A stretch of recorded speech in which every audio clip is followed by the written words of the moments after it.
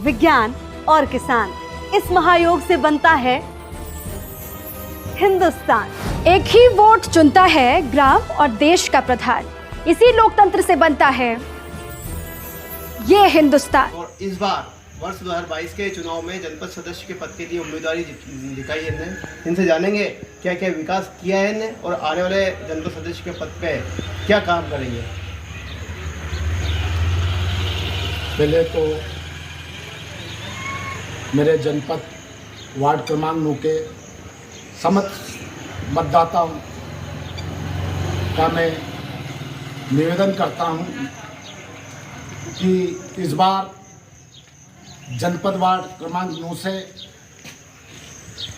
मैं जो प्रत्याशी के रूप में आपके बीच में है, तो निश्चित ही मुझे भरोसा है कि मेरे क्षेत्र की जनता का इसने आशीर्वाद प्रेम मेरे को मिलेगा।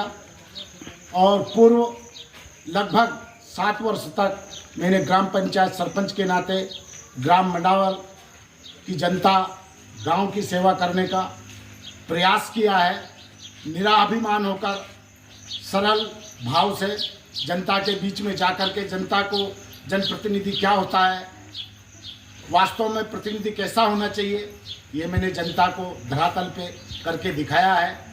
गांव के जो ऐसे असंभवित रास्ते थे उन रास्तों को निकाला। हमारे गांव के शमशान घाटों की बहुत ही दयनीय स्थिति थी, शमशान घाटों को ठीक किया। कुछ हमारे यहाँ पे देव स्थान है, वहाँ पे भी जाने में जनता को असुविधा होती थी, उन स्थानों के तक भी रास्ते उपलब्ध करवाए, रास्ते बनवाए।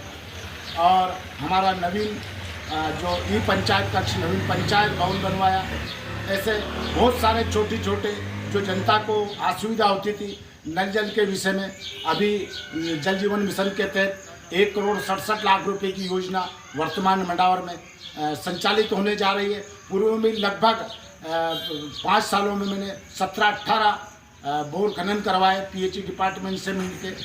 मैंने मेरे गांव की जो मूल समस्या थी, जनता पानी के लिए परेशान थी, जितना अच्छा कर सकता हूँ, जो कर सकता हूँ वो प्रयास मैंने ग्राम मंडावर के लिए किया है।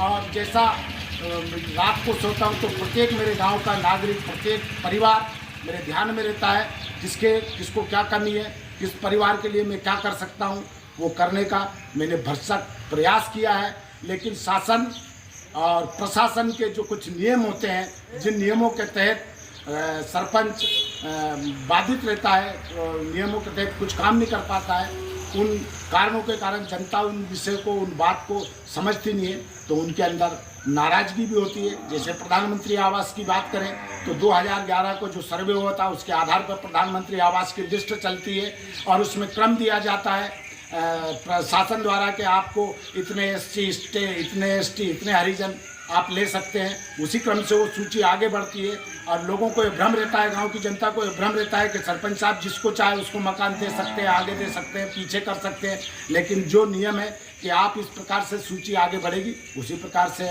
प्रधानमंत्री आवास मिलते हैं, कुएं के नियम है, शौचालय के नियम है, सबका पोर्टल है। समग्र स्वच्छता मिशन के तहत जो पोर्टल पे जिस हितग्राही का नाम होगा उसे ही वो प्रोत्साहन राशि शासन की तरफ से दी जाती है।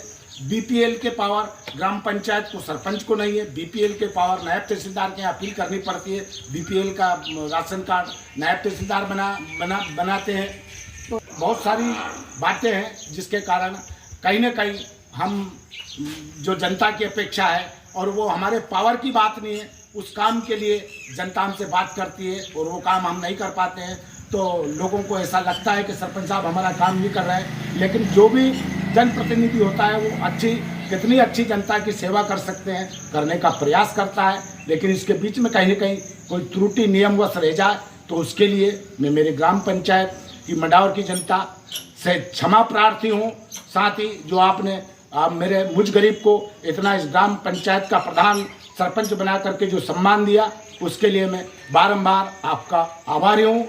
और अब वार्ड क्रमांक 9 से जनपद क्षेत्र नरसिंहगढ़ वार्ड क्रमांक 9 से मैं प्रत्याशी हूँ।